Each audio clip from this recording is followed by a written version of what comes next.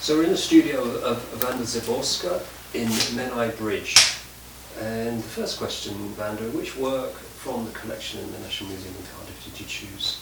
And why did you choose it? Well, thanks, Andrew. I went into the gallery looking for something. I already was quite clear about what I was looking for, which was images of older women, because of the work that I'm doing currently towards getting a PhD in Manchester.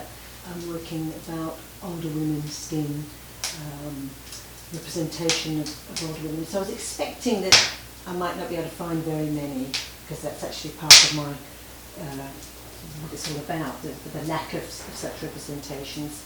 And there weren't very many anyway. She's similar to the one I finally chose, which was this by Fuseli, which is Tiresias foretells astutely the future to Odysseus. And that's Tiresias and that's Odysseus. And from Homer's Odyssey. And I chose it because this figure in the middle is the mother of Odysseus, and I thought that she was neglected in the composition, left out, and fitted my idea of what happens to older women being ignored in the art world and in the representations in art. And I wasn't absolutely sure I'd chosen it until I started looking into it more and found how exactly she fitted my purpose, because Anticlea's name means without fame, and she's only described as being the daughter of somebody, the granddaughter of somebody, or the somebody, the men, and the mother of Odysseus. And she, and I should have told you already, she and Tiresias are in the underworld, and this spiral that you can see in the background is ghosts in the underworld, Hades, that Odysseus has gone down to talk to the ghost of Tiresias. And then part of my work, which is very important to me, is kind of chance and happenstance, things that just happen. I tried to print out a copy of this painting, a photograph of the painting, and it came out like this by mistake because of a problem with my printer. And it sort of seemed to me to show even more what I was talking about, because the only people that come out in this sort of, when you reduce the tones by mistake, is the two men. The whole spiral of ghosts is gone completely. So what the processes for making that you've set in motion for the project?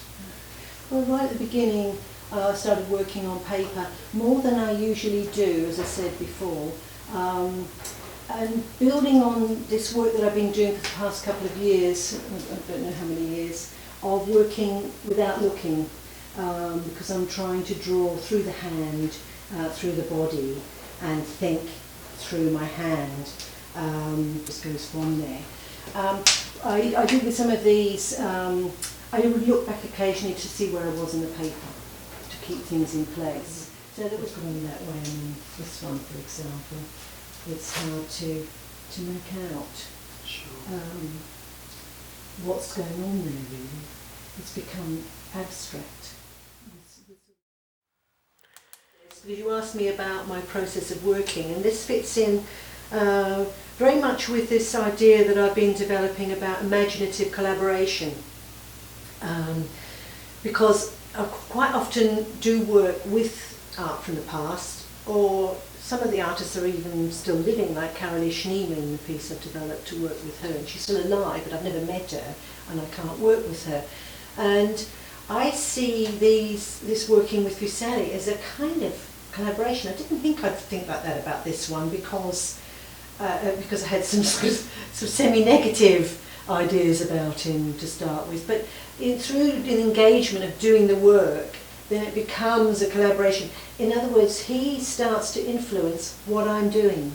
I mean, one of the key points of a collaboration for me, and I've done quite a lot with other real people, living people, where the usual kind of collaboration, is that you do work that you never would do on your own, that you couldn't do on your own. So at the same time as I was doing those drawings, I started making some maquettes. Not maquettes as in I'm going to make them up in a sculpture, they're more like sketches really, sketches using found materials. I was just looking at Anticlea and her energy, so I was using found objects. These are bones from Bardsey Island. You know, Bardsey seemed to really key in with my ideas about Anticlea, maybe because it's got a kind of mythological feel about it. So the bones have the shape of that spiral of ghosts, and picking her up and leaving the other figures out. I'm thinking about Deleuze talking about as soon as you've got more than one figure in a group, in a painting or a drawing, then it becomes figurative, and it becomes, which he relates to, narrative and illustration. And if you isolate the figure, as Francis Bacon does, which he talks about a lot, you get the figural, which allows you to start escaping from the narrative. This one here is another found, it's a kind of sea plant, I think, but it's a husk, which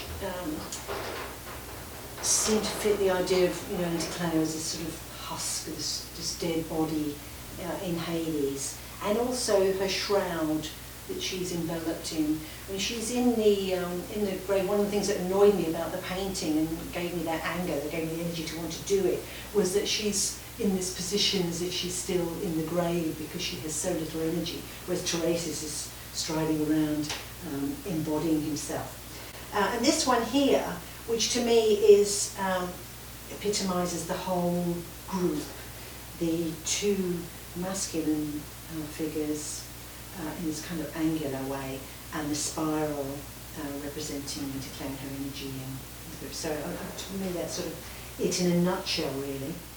Yeah, I try to bring in anything that I want, as you say. If I see it and it reminds me of what I'm doing, or it seems to fit in, and I'll use it, like the bones and the husks and things, and then I make sense out of it afterwards. It's just because it seems to be needed. But it's also that kind of playful thing, isn't it? You try this, try that, see what works, and I'll keep some of it. But one of the sort of constants in my work for, probably 15 years now, has been this rubber medium. And I never thought when I used it would be anything more than just one of many, one of many found materials. But it's just become, it's something that I keep wanting to say things with, so I keep using it. Of the maquettes I've been doing, this is a kind of working model, because this seemed to me, there's another found object, this burnt wood, to mirror the composition of Hades itself. So it's the kind of ground, and I'm really interested in ground, in figure and ground, and how you manifest that in sculpture. So here it's almost like the main part is the ground, the composition of Hades. Anticlea has become this kind of force of nature, this sort of quite an abject, explosive force of energy, frozen energy, where she's just coming kind of from below, or going out in all directions, where the energy starts to go ready. So she is sort of dominating the composition. Okay, this is another pair of works, maquette or sculpture, I'm not sure yet. At the moment they're armatures. These, if you like, would be the bone of the sculpture and the skeleton, and I may have some kind of cover. I have been thinking of some kind of, that's burnt rubber covering for them in some way, some kind of material like that. But I'm making them very slowly. They're quite refined in a funny kind of way. So I'm just waiting to see what is the right thing to do with them, and to see what they become really. This one would be Tiresias, so on the wrong side of the composition really, and this is Odysseus. So I'm making them out of, keeping them in that kind of rigid form, as in a small maquette, this kind of angular kind of making.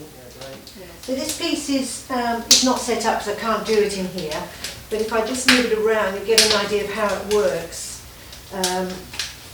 It will be having a kind of spiral, which might be twisted a bit more than this.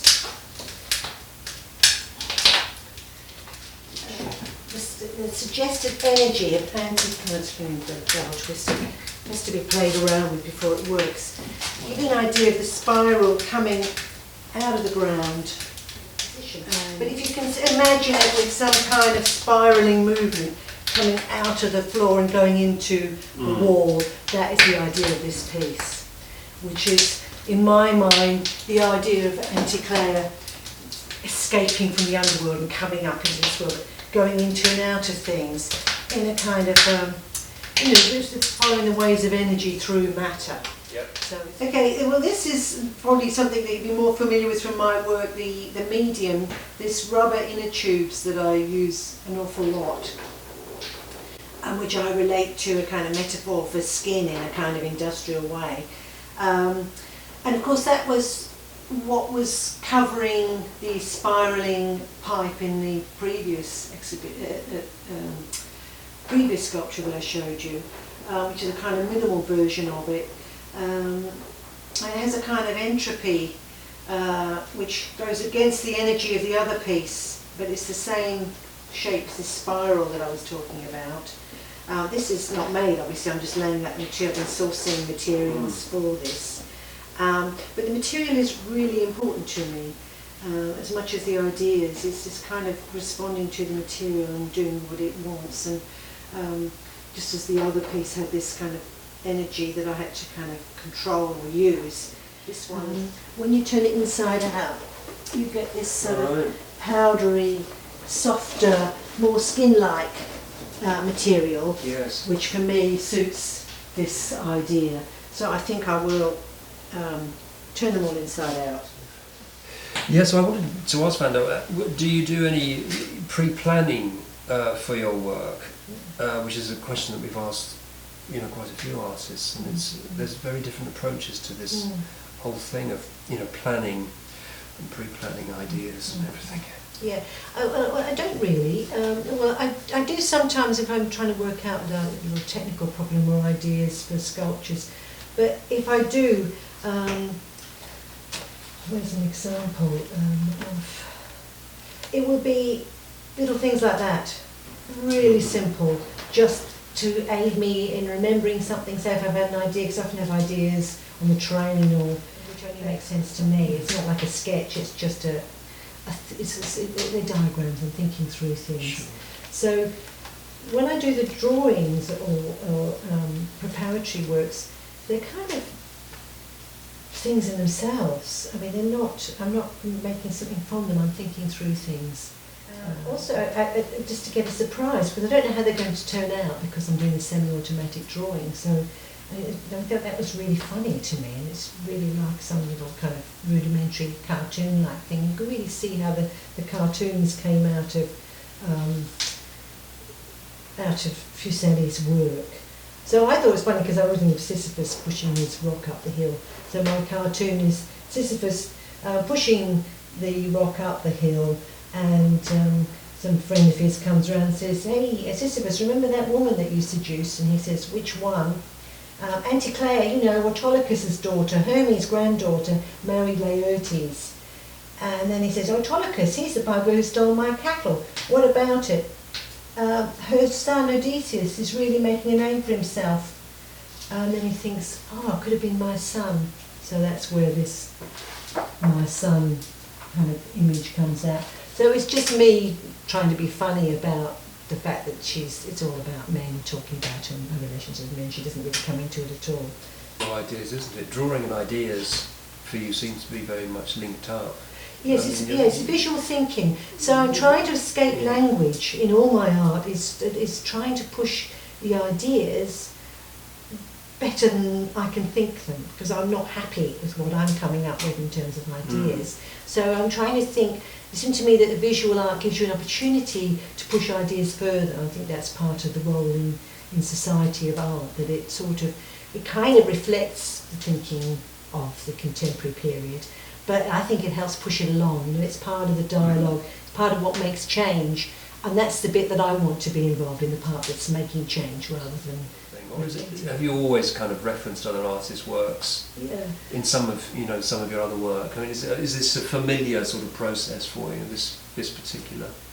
retake thing? It's familiar with me to work with other artists' work, but in a more, not in such a sustained way.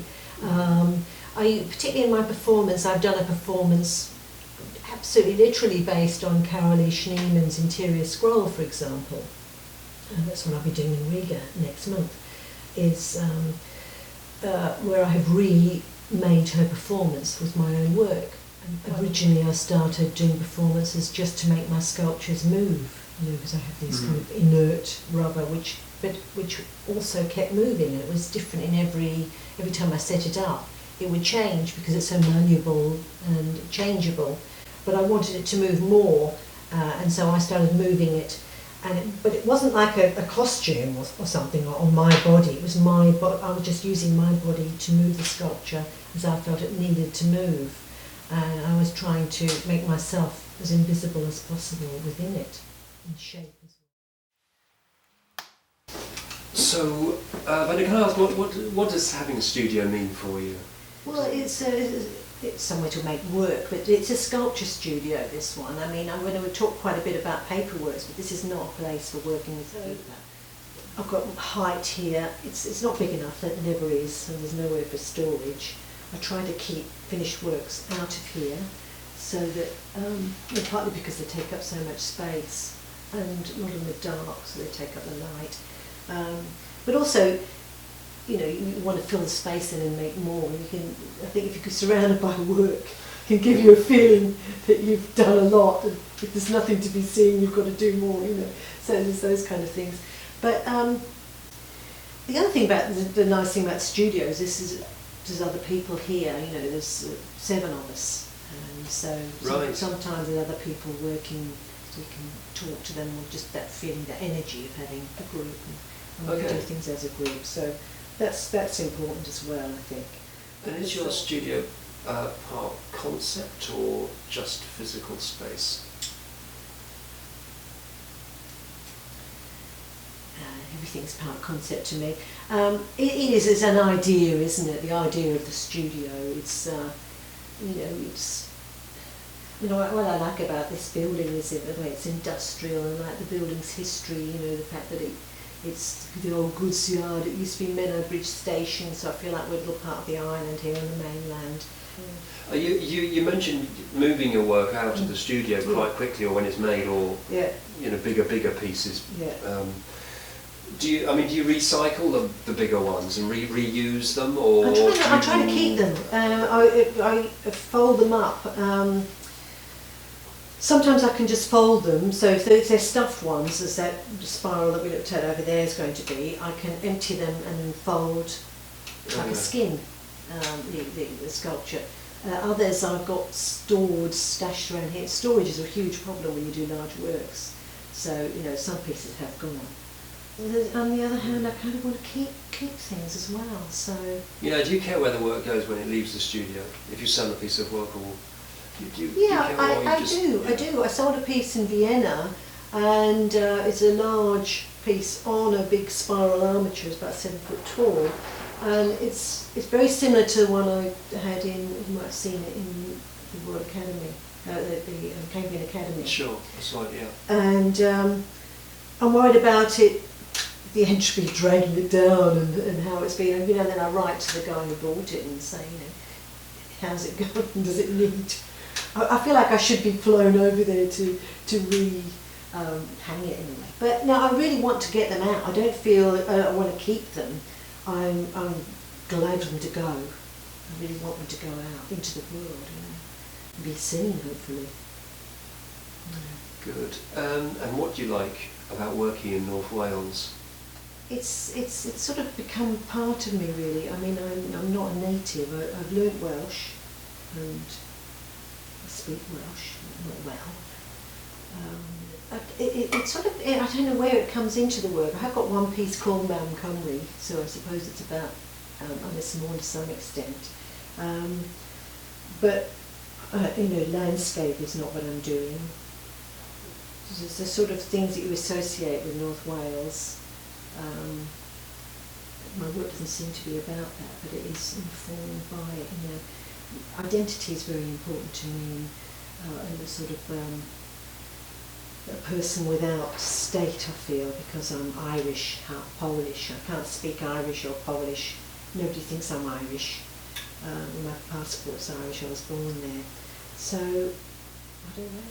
But I like my role as an outsider. I've sort of embraced being an outsider, and I think it's something that so many artists are, aren't they? You've got a different way of looking at things if you come from the outside. That's very true. Yeah, and that's something that I see as a positive. Well, I've got one other question for you though. Where does your inspiration come from?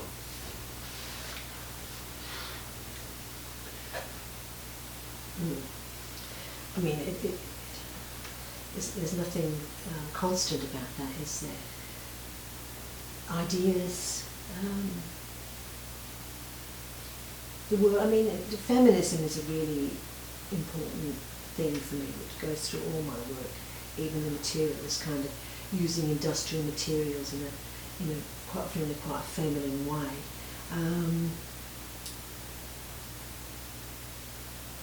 Politics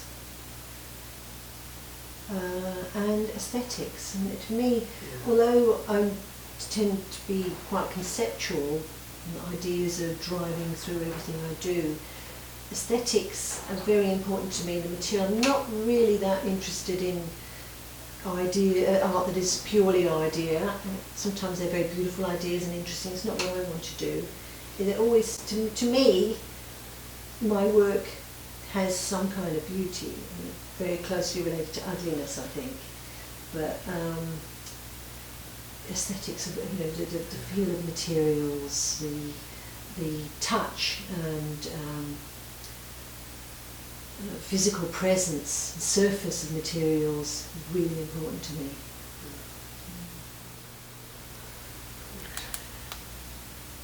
Okay. Well, thank you, Wanda, very much for letting us into your studio. Thank you.